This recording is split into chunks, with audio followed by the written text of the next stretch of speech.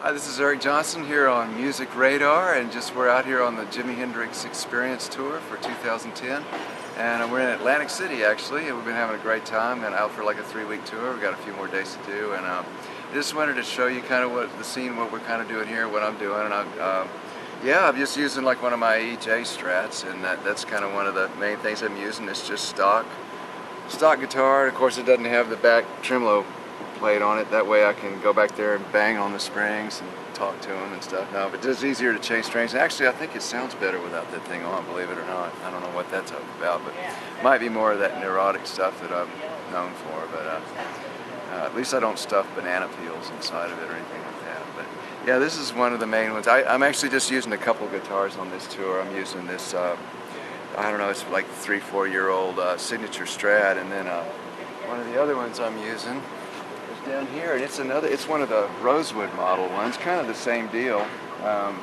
Rosewood model, but I put a Super V tremolo on it because it's this locking tremolo where you don't have to change the stock guitar. There's no need to dig it out or change the screw holes, and it stays in tune real well, and I kind of like the tone of them. They're pretty good, so I had to use some kind of locking tremolo for the songs I'm doing are House Burning Down by Jimmy, and Burning in the Midnight Lamp, as well as Drifting and Are You Experienced, which I use this other one, the stock one on. But these, it was kind of necessary to have some kind of tremolo that would stay in tune.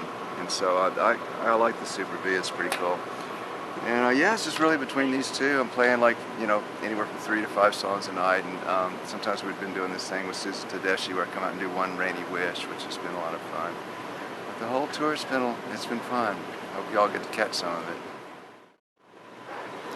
Yeah, so anyway, I'm just going to walk you through some of my pedalboard stuff, which I'm kind of using now. I've changed a few things, but not a lot. But this is kind of my main setup.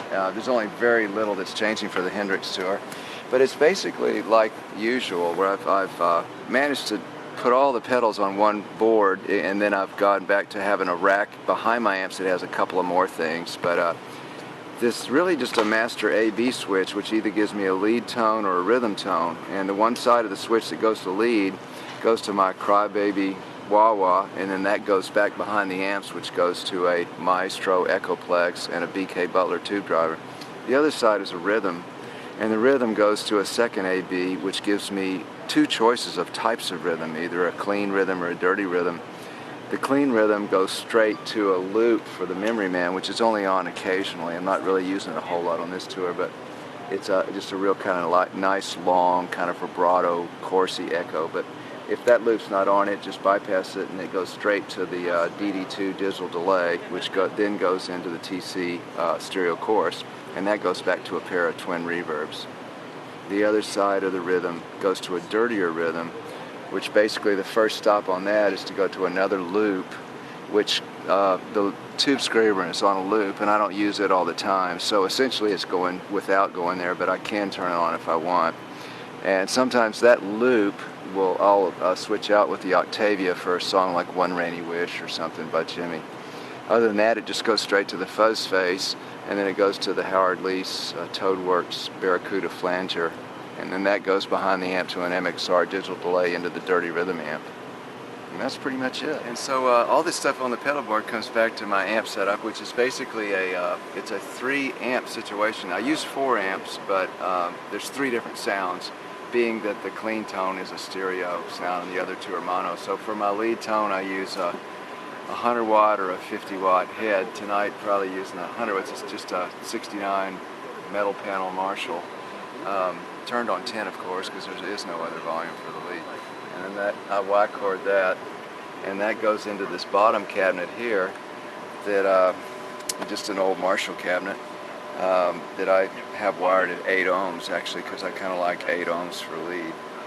And that's pretty much the lead tone. The other sounds are the clean tone, which is a couple of twin reverbs in like dual Showman reverb head cases. And there's 4 Lansings JBLs in this bottom cabinet, and one twin does 2 JBLs and the other twin does the other 2 JBLs. And then if I close mic them, by the time it hits a PA, it gets pretty stereo. It doesn't sound as stereo on stage because the speakers are so close together, but it kind of works out there. So for my dirty rhythm tone, I have this Fulton Webb made by Bill Webb. guitar technician, and it's a 100-watt head, real clean, kind of Fendery, Marshall-y, kind of clean, a lot of big transformer, kind of early Hendrix kind of tone, and that's what feeds the fuzz face, goes into it, and this MXR delay is also what goes into that. So here's an example of the lead tone that I use the Marshall, the 69 Marshall for, is just with a tube driver.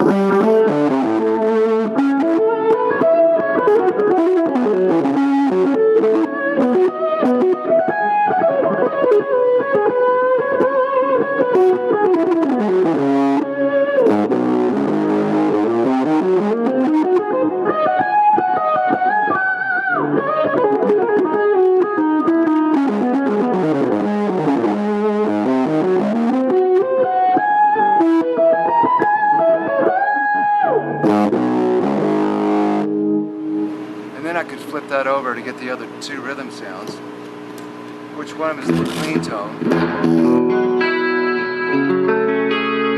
and that's the twin reverbs.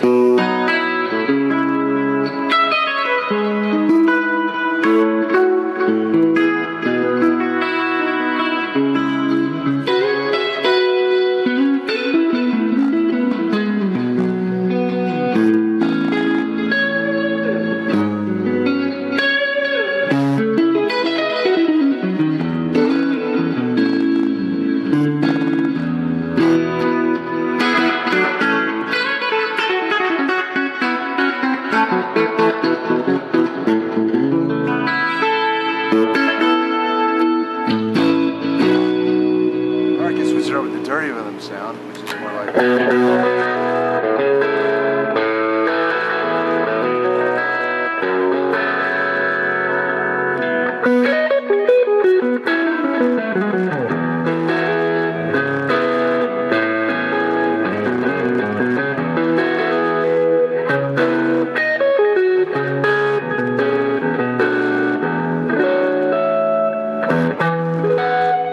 could turn the fuzz face on that.